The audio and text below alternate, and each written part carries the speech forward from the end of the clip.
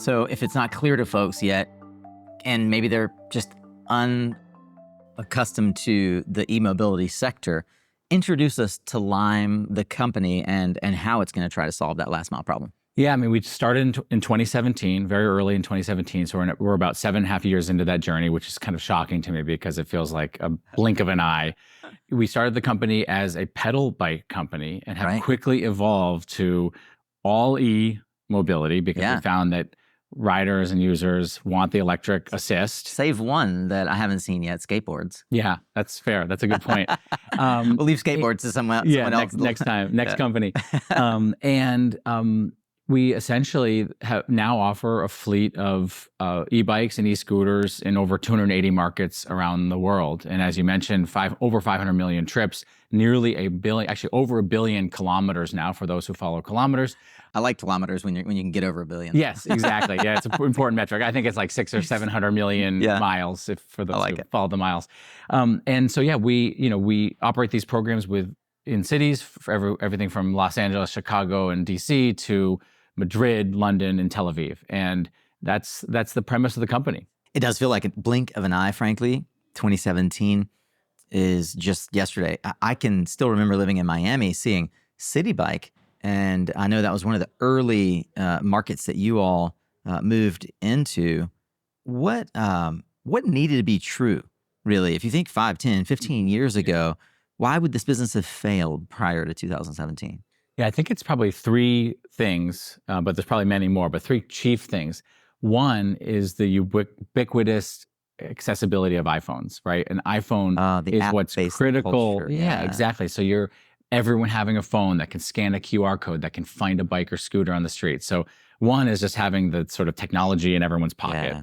The second is accessibility of GPS, right? So having a GPS unit that can communicate back with the phone, back with server, that didn't exist. And then third is a strong enough lithium-ion battery, it doesn't have to be lithium-ion, but a battery system that can actually propel a rider and a vehicle for 20, 30, 40 miles in a day, enough to make a business model. So like those three things absolutely had to exist. And without those 3 things, we really wouldn't have a business. Is there anything about the original idea for Lime that has fundamentally shifted since 2017?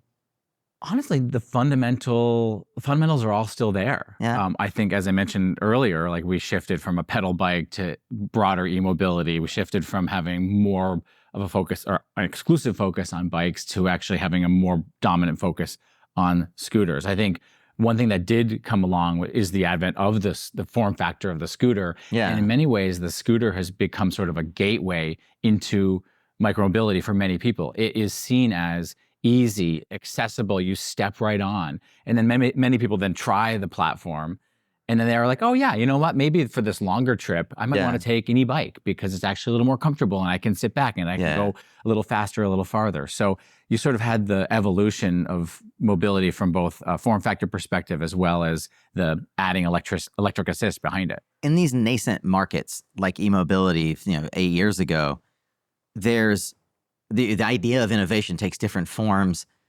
There is, innovation on form factor, innovation on product style and type, and then there are those who invent product, and then those who are fast followers. Where does Lime sit in that, in the sort of the categorization of innovating around product versus fast follower, implementing business strategy? Yeah, it's actually a great question and not one that I'm often asked. So it's, it's a little harder to answer, but I think it would be a fusion of the two. I think I'd be remiss if I didn't say, we didn't invent the idea of shared micromobility and we didn't invent the e-scooter. So in many ways, we fast followed into both of those spaces, but it was really about implementation.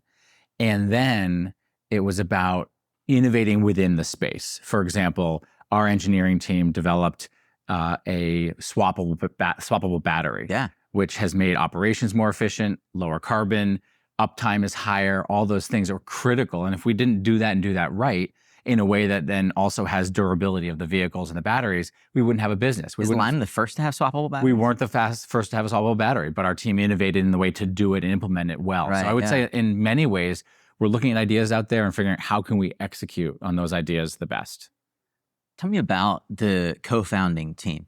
I remember there was a period where I felt like, as someone who had sort of known of you and about you during your time at All Earth and being in the solar industry, it was like, oh, there's this guy, Andrew, who jumped to e-mobility and he's now working for Lime. But you're listed as a co-founder, part of the co-founding team. Yeah. Talk to me about that co-founding team, how you guys found each other, and who were the early team members that really caused the sort of the Lime product team to gel. Yeah, and you're right. I mean, we got to know each other a bit through the solar industry and work on the solar industry board and everything.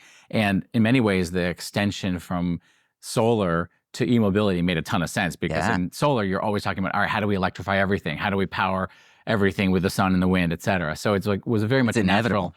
Inevitable nexus there. And the way that I found the team, and then I can tell you a little bit more about the team, was I had actually spent a stint, we talked about this earlier, in Bogota, and I was doing a ton of biking, less urban biking, but a little bit just in the biking culture. And as I was moving west with my family, I was introduced to someone from the solar industry, to Toby and Brad, who at the time were starting to think about the notion of starting Lime Bike. Started working with them, talking with them. They knew I'd done some work in shared mobility on the car sharing front, Car Share Vermont. They knew I'd worked in government. They knew I'd worked in the solar industry. And in many ways had the sort of background that they were going to be in need of and frankly lacked on the team. In addition, which was the policy nexus. Exactly. Policy and biz development. Exactly. The policy nexus, for sure. I was actually the co-chair of the mayor here's transition team. So I'd worked with mayors. I'd worked with Capitol Hill. I worked in government, worked on political campaigns. And so there was a very natural extension of the work that I'd done in the past in politics and in clean tech. And the rest of the team sort of filled things out around that. We had someone on the technology side, a chief technology officer. We had someone in sort of marketing, biz dev. We had someone helping out with supply chain and manufacturing of the vehicles. And then fundraising and running the company with Toby and Brad. So how many comprise what you currently consider the co-founding team? That was 7 or 8 of us. Yeah. I love that. Dude, what I really love about it, that's frankly different from what you see a lot in Silicon Valley culture, is the openness of the early, as you mentioned, the two, Toby and Brad, to say, no, none of this would be possible without this core team. It's not about the one idea. Ideas, need vision, they need product, they need strategy, they need new business market opening. Right. But I find often in companies like Lime, where you have to go raise a ton of money to make it happen. Those early 2 or 3 folks like to call themselves the co-founder, right? They like to sit in that sort of that bastion. No one else is in this enclave. Yeah, exactly. And I really love the distributed power that you see in the Lime team, that they're even to the sense of allowing like this more open idea of like, hey, somebody that joined like on week 1 versus year 1 are still co-founders, because without them, we couldn't make the vision work. Yeah, I mean, as we talked about just a few minutes ago, the notion that it was all about execution for us. And I would actually extend your statement well beyond the first weeks or months or even years. Like, it has been such a journey with the team that we've had, and an evolving journey with the team we've had. And that execution has been so important, from on the ground in certain markets, with our operations or our government team, to our engineering team doing the design of our products, to expanding around the globe. Like, it really has been about execution. And so, regardless of who is on the founding team of the company, it has evolved so many different times over from there. And that's frankly what's important, right? And it's more important what we've created together, even for those who aren't even at the company anymore. Yeah. When you think back, just put your HR hat on, like think from a strategy perspective, from 2017 to 2020, which was like that period of rapid growth. Pandemic, a whole other. Yeah, we grew from 0 employees to 1,000 employees in that period. Was there any critical inflection point in terms of hiring? And I mean, like, even think about, take this where you want it to go. It could be a person, it could be a division, a product idea. Was there any inflection point where you think back and you're like, that was actually a critical hiring team or a critical hiring decision that created an arc of inflection that wasn't otherwise there? Well, I think in part it was when we really scaled up the company and needed the operations team to back up our programs around the country, right? Yeah. And then later around the globe. Because it's one, getting the programs in place, getting municipalities to say, yep, you can come here. And then it's deploying the equipment. Exactly. And running a good program. And I think what we had to realize, and the reflection that I might highlight, is to be a good city partner, we needed to run a rock star operations team and operations in our market. We had to have a rock star operations team and run great operations in those markets that we served. And so what it meant was really investing in a structure where we had, for example, general managers that are responsible for their market. They're essentially running for each market. Yeah, running a P&L like a business. Like a franchise. Exactly. Although we owned it and we had best practices. Lots of franchises don't actually franchise out. They franchise in. They just open. It's corporate, corporate centers, so to speak. Exactly. So what it really meant was understanding that we needed to run great programs, and therefore we needed to staff great programs and be good city partners. And that has dramatically boosted the relationship that we have with cities, the relationship we have with our riders, because dependability of our product is so important. Is it in good shape? Is it deployed where people need it? All that stuff requires an enormous operations team. And then there's actually an entire underbelly that you don't even see as a rider, and it's the app and programs behind the scenes that help us run those programs. So what is our team on the operations side looking at to know what are our hotspots, where to deploy, what vehicles need to be rebalanced? All of that stuff is an entire apparatus that you never see as a rider, but is critical to running the business well. I want to ask those questions because as a rider, I've often thought, like, how does the company know this scooter was taken on this bike trail and left, 10 miles out of the home zone? Yeah.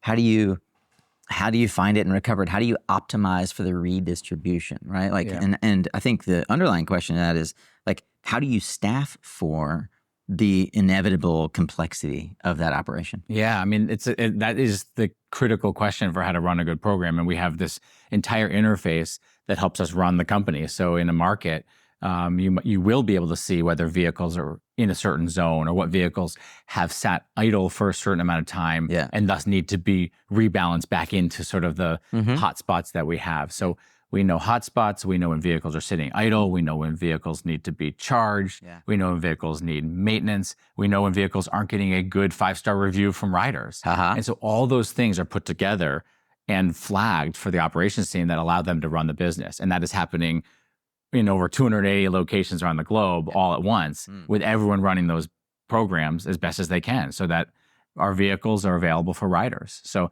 that's really the crux of it. And it's a Herculean effort, but it's made possible by the technology that we've developed. How do you see e-mobility as a key driver to decarbonization? How does Lime fit into that, achieving a carbon-free planet? I mean, it's so critical, and you know all of this, but about a third of all carbon emissions are transportation-based, and the majority of those emissions are private vehicles. It's not air freight or airplanes moving freight or personal aircraft or people taking boats. It is private cars. That is a huge problem, and so we see that as the impact that we can have. And so our hope is to help develop urban centers and urban environments where mobility can be completely carbon-free. Now, we're not carbon-free yet. We're certainly emissions-free as service, right? Our vehicles, our bikes, our scooters don't emit any pollution. But what our goal is to be completely carbon-free as a company and then be part of an ecosystem within city transportation that is also fully decarbonized.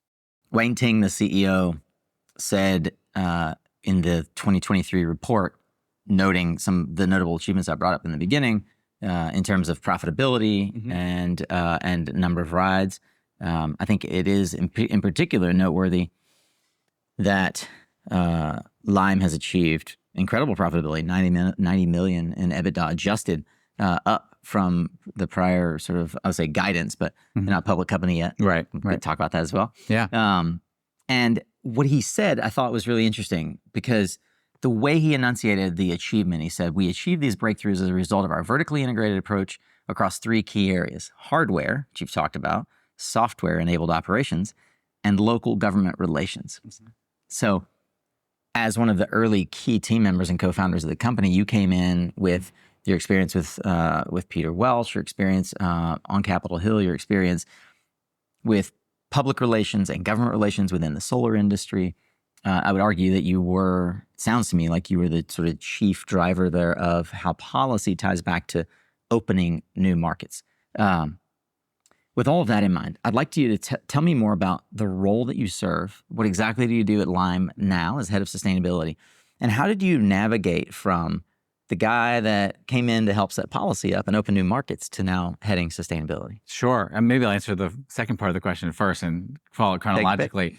But, essentially when I came in, my role was to help be on the political side and the policy side for the company. So how do we figure out how to get into markets when many cities either had no regulations, they didn't know what shared mobility or micromobility was. Maybe they even had their own bike share program, often failing because they were dock-based and they just weren't getting the ridership and they were taking taxpayer dollars. And that was the problem we were trying to solve. And so we had to come in and work collaboratively with cities to figure out how can we share what we're offering and how we can be a solution to the problems that they have, that last mile problem of transportation within urban environments. I did that and built the team for the first 2 years of the company, and I loved it. It was a direct extension, as you mentioned, from the policy and political work that I had done. But I did realize at a certain point that sustainability was going to be critical for our future as a company. And I've had a long time career passion in the last 20 years in sustainability generally. And what I realized was that if we weren't going to be doing sustainability well, we weren't going to be serving our riders well, and we weren't going to be serving our cities well. The city of Paris, for example, right around 2019, had a very competitive RFP process, and 40% of the entire scoring was around sustainability. So if you're in my shoes on the policy side, I'm thinking, okay, we're not going to win this market if we don't achieve really strong sustainability improvements or continue to, improve the company around sustainability. So what I recognized was that it really was necessary for us to begin to up-level the work that we've done from survival as a startup the first 2 years of the company to being a long-lasting company that could be profitable, that could be sustainable, and be enduring. And we couldn't be doing one without the other. We needed profits to be able to have an enduring impact, and we needed strong sustainability to have a good enduring impact, right? So that is really the sort of nexus of that transition. And I've loved both roles. I mean, both have been incredibly fulfilling, challenging, and I think each met their time within the company journey. I want to sort of drill down on one quick thing you said, that earlier programs failed primarily because they were dock-based. What does that mean? Differentiate between sort of how it used to work and how Lime and others in e-mobility have sort of freed the bikes. Yeah, for sure. I mean, it's funny. It's like 7 years ago that the only thing you would have seen is the old programs, which meant that you were sharing bikes, and every bike had to be in a docking station and unlocked from a docking station. So essentially, you're going from a point A to a point B, and you had to figure out, all right, what point B am I going to end this ride? Is it near the meeting that I have to go to? Is it near my house? Is it near the bus stop? Is it near the train station? And sometimes they were, sometimes they weren't. And then those systems also had the challenge of, are there enough spots for me to park my bike once I get there? And if there aren't, then I've got to find the next closest station. And just that friction, that rigidity of point A to point B was part of what we were trying to solve. And what we created was essentially what people used to call as dockless bikes, right? You don't even refer to that anymore. People don't even use that term. It's not even a concept anymore. It's a few years old now.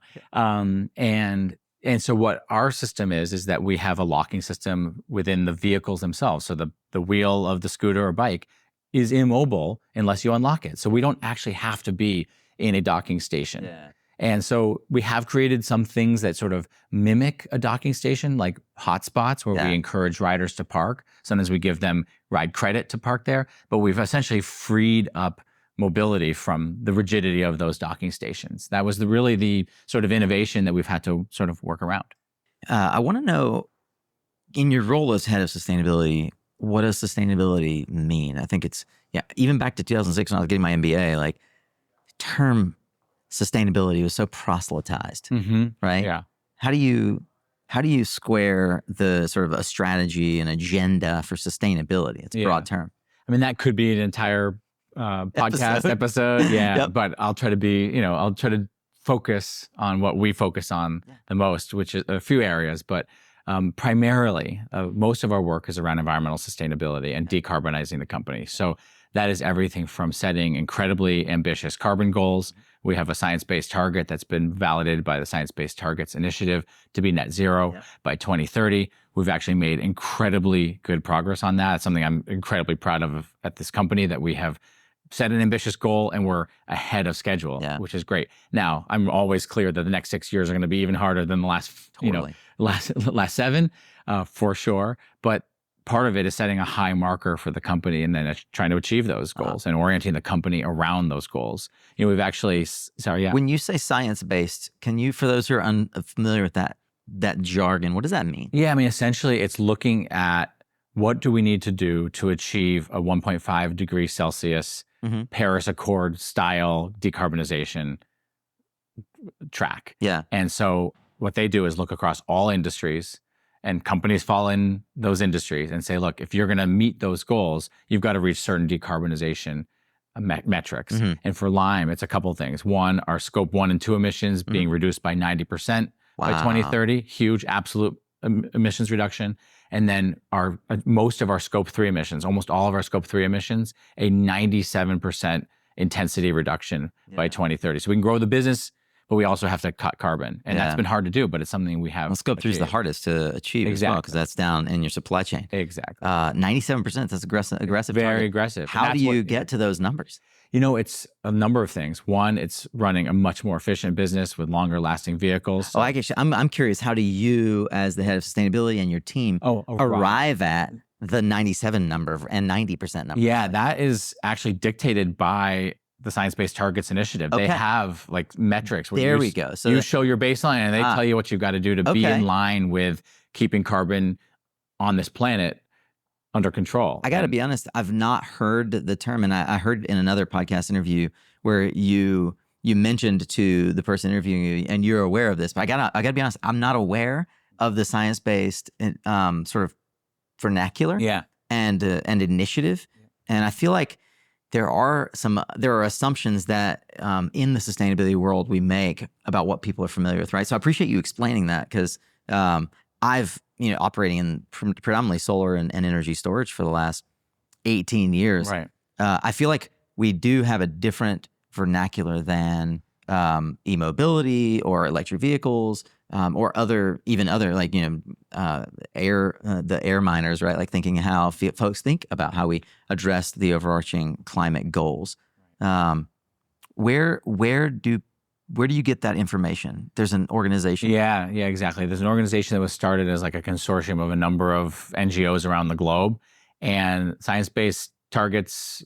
You can look it up online. Essentially, now more than 1,000 companies have signed on to this. Amazing. And it's the most rigorous gold standard for corporate carbon. I love it. Setting. And what it does is it demands very rigorous decarbonization among companies to meet the goals of the Paris Climate Accord. I know a few of the things that you're particularly proud of are the recyclability and the use of recycled materials in the product. But what kinds of initiatives constitute sustainable initiatives and goals inside of Lime? And I'd love it if you could touch on the business case internally that you have to, the hurdles you have to jump internally to get these kinds of initiatives approved. Yeah, we have a few fun ones that I'll share, and we have many more that we won't have time to share. But I think first and foremost is decarbonizing our operations. So filling in our operations fleet. So when you're managing our programs with vans or e-trikes, making sure those are electric. When we started the company and as we scaled the company, nothing was electric. We were using what was on the street, which was, Ford Transits, not the e-Transits, where you were using small vans to help manage the program. And now we have shifted nearly 70% of all of our vehicles to electric in the last several years. Wow. That's one. Two is thinking about second life of batteries. We partnered, for example, with a company in Brighton, United Kingdom, and they take battery cells that are still viable within batteries that we have to recycle because they don't have the power, they have issues around the use for e-mobility, but they can actually power speakers or other charging devices. So second life of our battery cells. A third initiative that I love, we just committed to all zero emissions trucking from port to hub in North America. Amazing. So we're now using trucks that take pallets of vehicles from port to our distribution center. So it's looking throughout the business at trying to cut carbon anywhere we can. And something else that I've heard you talk about is the use of 100% renewable energy. Obviously, there's not access to 100% renewable energy in every municipality where you've partnered. Right. How do you achieve that goal? Yeah, I glossed right over that, and that's one of the most important ones, but it was our earliest one. Actually, our first initiative was we're going to power all of our vehicles, e-scooters, e-bikes, on renewable energy, and then we extended that to all of our facilities. Yeah. But you're right, there's enormous challenges in procuring renewable energy in every single market. Right. Sometimes we don't even pay the electricity bill because the landlord covers it in the lease. Yeah. So it's really hard. So what we do is we buy renewable energy within a local market from the utility anywhere we can. Yeah. That's first and foremost. And then second, we're buying renewable energy certificates or guarantees of origin in Europe for the renewables that we actually can't procure directly. So it's kind of a two-part strategy. Does that look like participating in community solar programs, or is there like I imagine it's a basket of strategies? Yeah, it's a basket of strategies for sure. We've done a number of different things. The primary is, buying it from the local utility because that's our way of inspiring more renewables on the grid the fastest and the most directly. Yeah. And then, we believe that buying the RECs or guarantees of origin can also help inspire the industry because there's a demand, there's a market demand for more renewables. Do you have top of mind, like roughly the number of kilowatt or gigawatt hours you're buying? Oh my goodness. I think maybe like over 80,000 megawatt hours from the start of the company. Isn't that crazy for you to wrap your head around? I think that's what it is. And think about the impact you're having on the solar industry coming from All Earth, right? Yeah. Where you were building these trackers and you were working on like harvesting the most solar. Yeah, which also had GPS units on them, just totally. As a side note. I know. Yeah. But the impact that you're able to have now of deploying solar, I think about this, I talked about this with Ty Yegerson, right? Because Ty went to Chevy to help with their EV and EVX, what is it? To help with their program on V2X. And the impact that he's able to have on the deployment of renewables writ large is so much bigger working in an organization like Chevy, the same as you at Lime. Demanding the renewables and creating the sort of infrastructure for e-mobility. Exactly. Yeah, I think it's fascinating. Back in 21, you did a company-wide carbon study. What were the results of that, and how did it affect the work that the sustainability team is working on now? Yeah, I mean, the studies that we've done have instructed precisely where we focused on cutting carbon. So in our last carbon report, 2023 actually now, we have shown that from 2019 to 2023, we cut carbon for our scope 1 and 2 emissions by 60% from our baseline. Yeah. And then by 55% across scope 3 in intensity. So we've actually had incredible results. The point of doing these studies each year is you start to see where the hotspots are and you figure out where to focus. And that's do it internally or pay a third party? We do it with a third party to help sort of guide us through the process, help with sort of validation of the numbers, help test assumptions, and then we harness a big team internally to help pull up the data. Data is something that I want to spend, I guess, the remainder of our time on, because I think it's fascinating to think about how, as an electric mobility company, you have modern tools like GPS, something that you just mentioned, having been a through line through your career, is this GPS-enabled device that gives you data-rich information to work with. A great example, I was going to originally ask, like, how does that work with your municipalities? But I found an example with Tompkins County, New York, which is where Cornell University is, and Ithaca. I'm going to read some of the data from their 2019 report. I couldn't find anything more recent. There probably is. But they found, looking at Lime data that was provided, that the duration of the bike trips were between 7 and 12 minutes, suggesting the majority of trips were for non-recreational purposes. Lime bike activity in and around Cornell campus, student residences, recreational areas show clear seasonal fluctuation. I mean, I think the stuff that they pulled out shows where the most commonly used street corridors for bike share in Ithaca are, and they estimated that 4,300 plus Lime trips in 2019, pre-pandemic, were used for first mile and last mile connections to transit. Right. Transit, right, which is cool. There are key findings that also stand out to me. People of color, students, and people from lower income households have a higher tendency to be Lime bike riders. So there's an equity and a social justice element to the work. Lime changed people's use of other modes of transportation. Most commonly reported changes were 37% of riders walked less, to be determined if that's a positive for society, but 28% drove less Sometimes often. it is if you're trying to get home for dinner or to get home for the kids or get to work on time. But that's exactly right. I concur. 28% though drove less often, which I think directly ties to the initial thesis of like the biggest carbon offset of pet transportation is individual drivers, and to have reduced the city of Ithaca's personal driving down by nearly 30% is itself tremendous. And then 24% took taxis or Ubers less. Yep. So taking a hit on Uber, I love that. Which of these are you most proud of? Like when you think about the statistics that you're getting from these cities. I mean, all of them, and it's only can't pick your favorite baby. It's only grown from that study from 2019 in terms of both its geographic reach as well as the numbers that we see. But I think the number that I'm most excited about as a company, if I had to pick one, it's that 1 out of every 5 trips around the globe is preventing a private car trip, Uber, Lyft, taxi.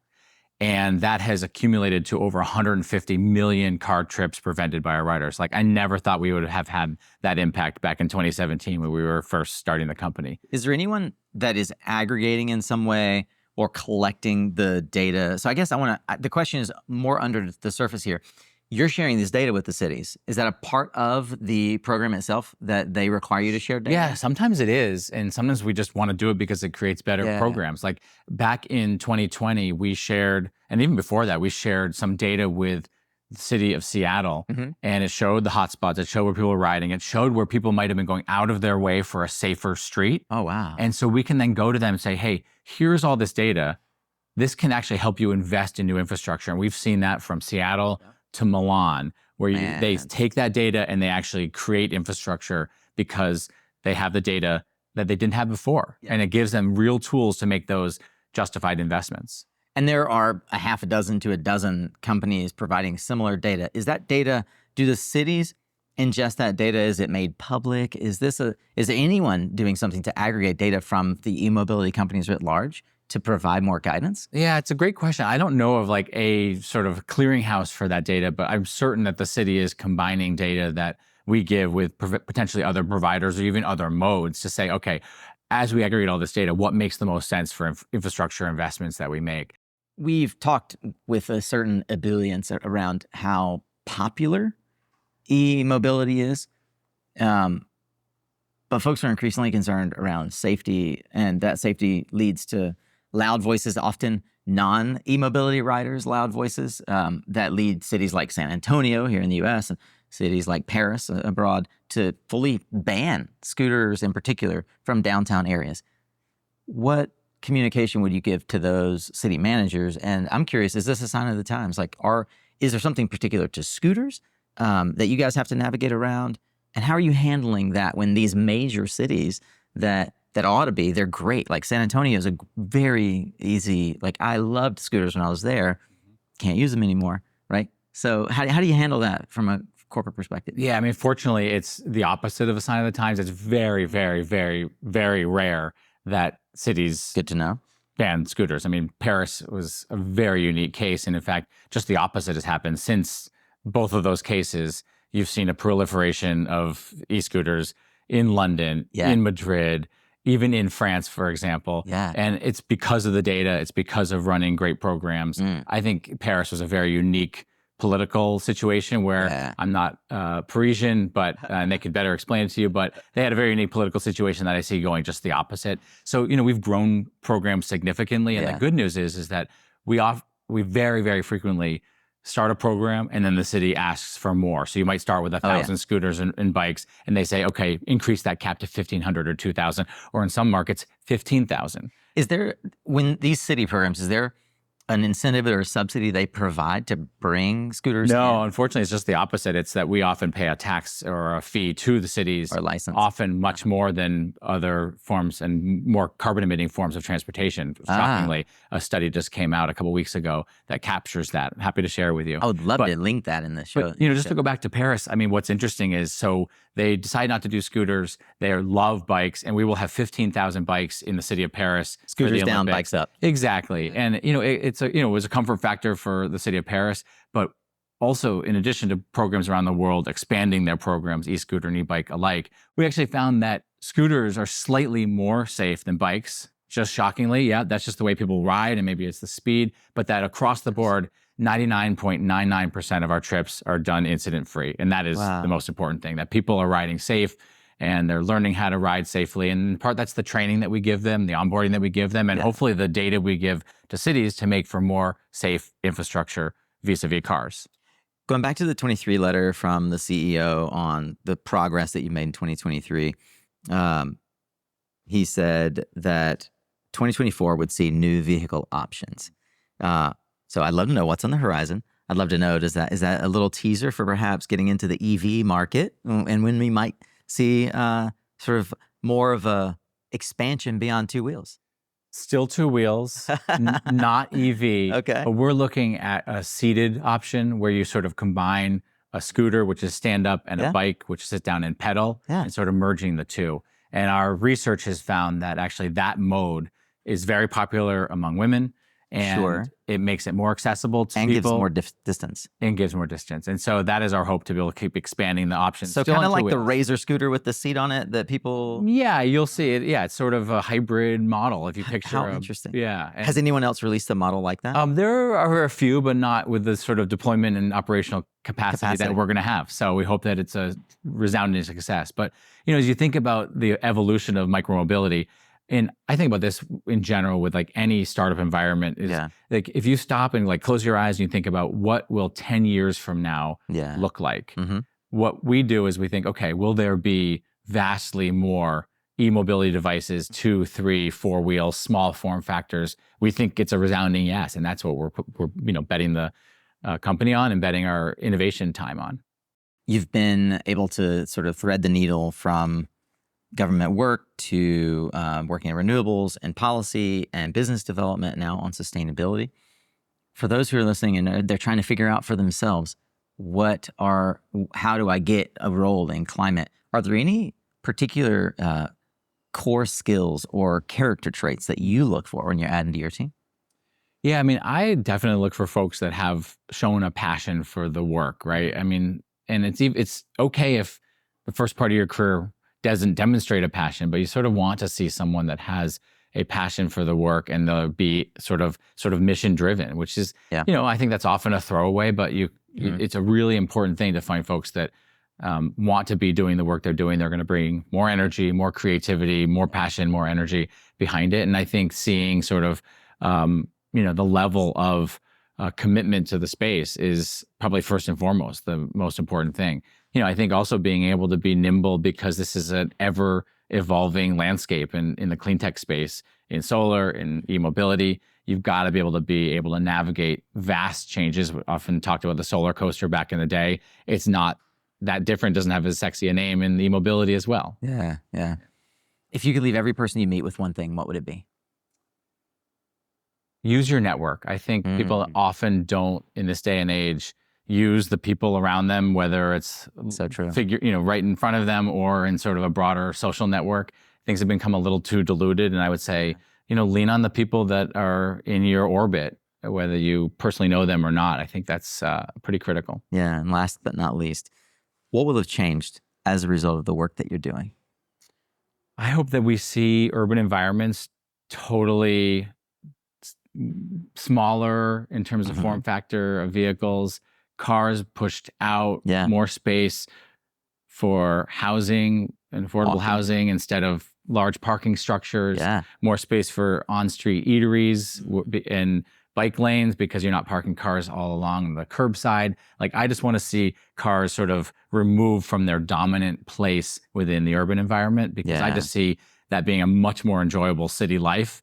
People will be happier, healthier, more affordable. And I think that's something that we can help change. I think it's something that I've enjoyed the most post-pandemic is the number of parking space takeovers that restaurants have been able to maintain. They've retained these spaces where they expanded out into the street, and the cars and the cities are saying, we don't want cars downtown anymore. London's a great example of that. Absolutely. I mean, the pandemic nearly wiped out our business, but on the flip side, coming out of it, we're stronger, and we've seen some futures that could actually become much more vibrant within cities. Andrew, thank you for taking time to be with us on Suncast. I really appreciate the opportunity. Thanks so much. Appreciate it. Thank you. Thank you for taking time to join us. I hope that you now feel a little bit more intrigued on how e-mobility can change your life. If you want more advice on how to get a career in the solar industry or the climate action industry at all, please take some time to go through our more than 700 episodes in the back catalog of Suncast. Thank you to our sponsors who also help make this possible. And thanks to Andrew and many others who give of their time so that you can get smarter. Thanks for showing up again, Solar Warrior. It's half the battle.